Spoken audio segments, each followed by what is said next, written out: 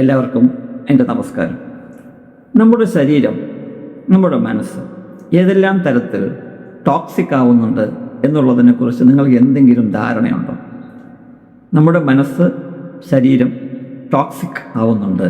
അതായത് പുറമേ നിന്നുള്ള ഒരുപാട് കാര്യങ്ങൾ നമ്മുടെ ശരീരത്തിൽ വിഷമയമായ, നമ്മുടെ മനസ്സിൽ വിഷമയമായ അന്തരീക്ഷം, ഒരു സാഹചര്യം സൃഷ്ടിക്കുന്നു.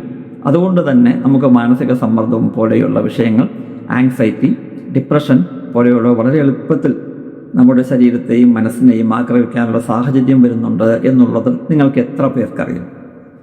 ആ വിഷയത്തെക്കുറിച്ചാണ് എൻ്റെ ഇന്നത്തെ ഈ വീഡിയോ.